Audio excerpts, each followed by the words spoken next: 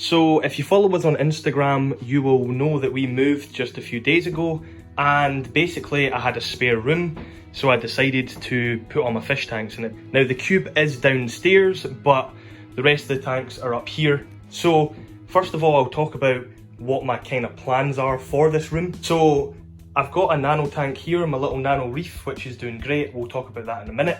I'm going to put another nano tank here, and I've got another unit that's the same as this, which I'll be putting where the chair is. The chair's there just temporarily, but I am enjoying just watching my fish all the time. We have the Piranha tank here. The Piranhas are doing pretty well. We did a rescape, but we'll talk about them in a minute. And I've got this little storage area here where I'm just keeping all my water in my buckets and, as quite plainly put, fish pish. So first of all, how are the fish actually doing? Well, the marine fish are doing really well. Basically my main fear, I was really scared that something was going to happen when we moved, but as you can see, both of the clownfish are doing really well.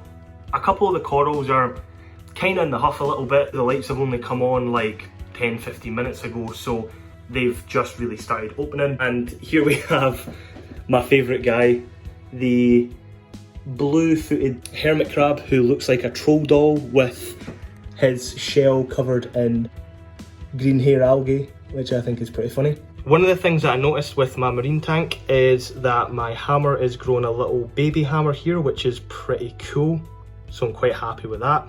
I did get a golf ball coral as well. Apparently they're a lot easier to keep than what people say they are, but hey, we'll just see what happens. All in all, everyone's still okay. The pistol shrimp is out here just absolutely destroying the tank, and so is the goby, making just big massive piles of sand, big massive holes.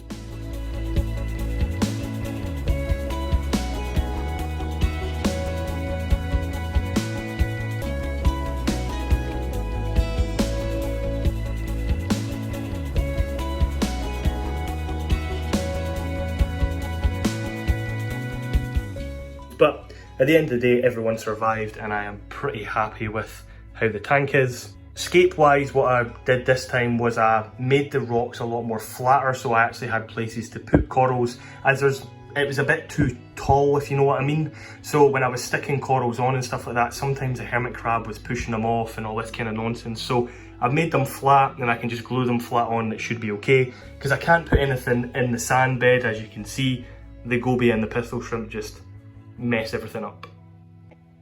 Next we have the Piranha tank, which I rescaped. Sorry for the glare. What I did this time was I flipped a bit of wood that we had, the infamous dabbing piece of wood, turned it upside down. It's created this sort of root-like structure here where all the piranha are kind of hiding underneath, and again, all of them are doing really well.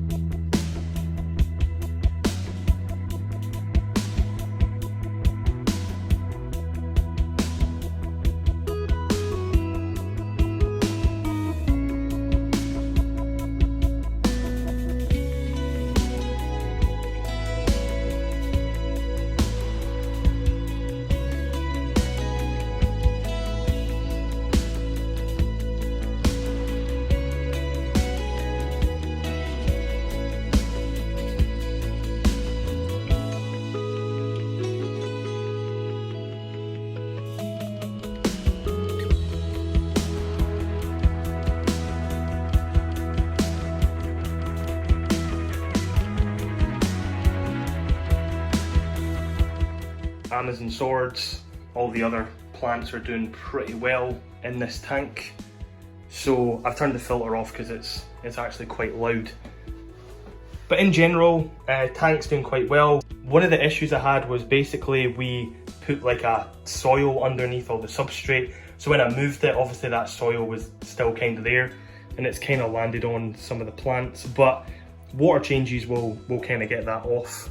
But all in all, the piranha are doing really well. They like to sort of just hang out in this little bit here until I feed them. Now, I know it's not the biggest room in the world. Like in the UK, you know, we don't have gigantic houses with attics and basements and all this kind of stuff to put fish in. So having a spare room to put all my fish stuff in seems like a total luxury now. So I'm really quite happy, and it's going to be quite exciting on what I can build here. So sorry, it's just a quick video this week. I just moved, so I don't really have anything prepared, and this was the only thing I could kind of think of. So thank you very much for watching, and subscribe to the channel if you want to see more, because we will be adding a lot more fish, a lot more tanks, and just more informative videos that you're kind of used to. So thank you very much, and I will see you in the next one.